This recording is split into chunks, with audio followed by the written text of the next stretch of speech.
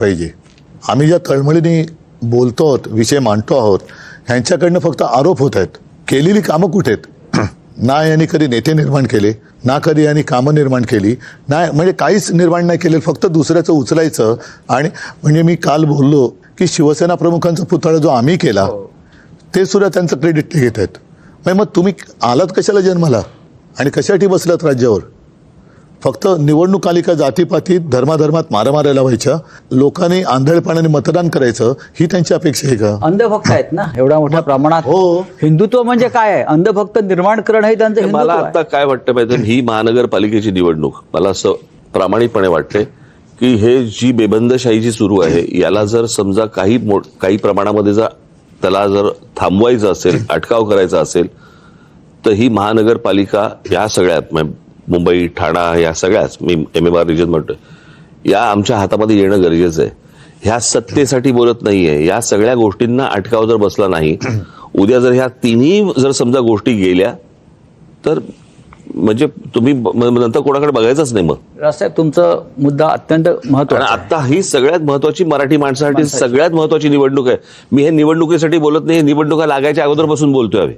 7 वर्षांनी या निवडणुका होत आहेत, जवळजवळ 7-8 वर्षांनी आपण प्रतीक्षा करत होतो निवडणुका व्हाव्यात.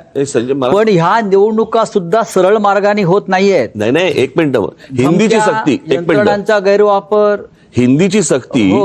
मी त्यावेळेला आठवतं ना, मी त्यावेळेला म्हटलं होतं की हिंदीची सक्ती नाहीये, हे चाचपडून बघतायत तुम्हाला की तुम्ही जागे आहात का झोपलेला आहात. ही हिंदीची सक्ती त्याच्यातनंच होतं ते सगळं, की हा महाराष्ट्रातला मराठी माणूस जागा आहे का? तुम्हाला काय नसेल जागा, करून टाकू सक्ती. म्हणजे सगळ्या गोष्टी तुम्हाला काय दिसलं? जागा आहे की झोपलाय? ती चाचपडणं सुरू होते. मला असं वाटतं जागा आहे. आणि तो नुसताच जागा नाही, त्रासला पण आहे आणि रागावलेला पण आहे. तो बोलत नाही याचा अर्थ असा नाहीये. मला असं वाटतं, माझी अपेक्षा आहे, देवीकडे प्रार्थना आहे की तो जागा राहावा आणि त्यांनी बदल घडवावा. जसं मगाशी माझा एक प्रश्न होता की 7 वर्षांनी निवडणुका होत आहेत, त्याही सरळ मार्गाने होत नाहीयेत. धमक्या, दहशत, मला पैशाने माणसं विकत घेणं. अरे माझं तेच म्हणणं आहे ना. काय होणार? ते म्हणतात की आम्ही विकास केला ना, तर मग तुम्हाला धमक्या का द्याव्या लागतायत? तुम्हाला पैसे का वापरायला लागतायत? तुम्हाला उमेदवारा मागे का घ्यायला लावताय? तुम्ही म्हणताय ना विकास केला, मग विकासावरती बोला. उद्धव साहेब किंवा राजसाहेब, या मुंबईमध्ये अनेक मोठे नेते महानगरपालिकेत गेले.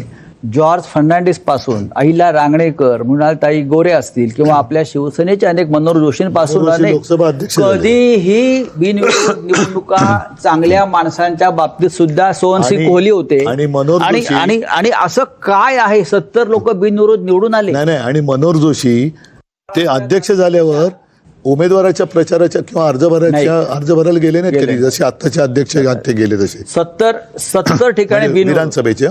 महाराष्ट्रात बॅरिस्टर नाथपै सुद्धा बिनविरोध आले नाहीत. आणि उत्तर प्रदेशमध्ये राम मनोहर लोहिया बिनविरोध किंवा अटलजी कधी बिनविरोध आले नाहीत. मोदी आले नाहीत, अमित शहा आले नाहीत.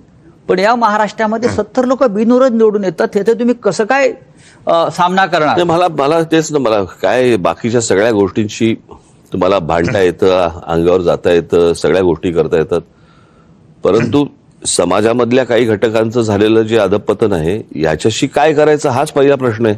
हे अधपतन महाराष्ट्राचं आहे, दुर्दैव आहे.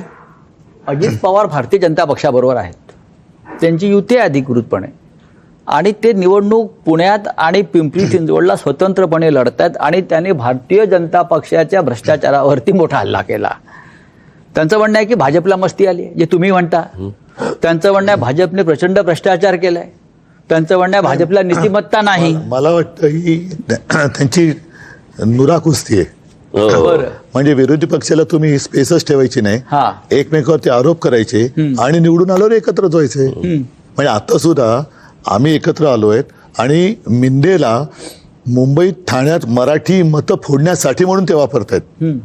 मिंदेचा वापर त्यासाठी करतायत, म्हणूनच त्याला शिवसेना आणि आमचं चिन्ह दिलंय. म्हणजे मराठी माणसामध्ये गोंधळ उडवायचा.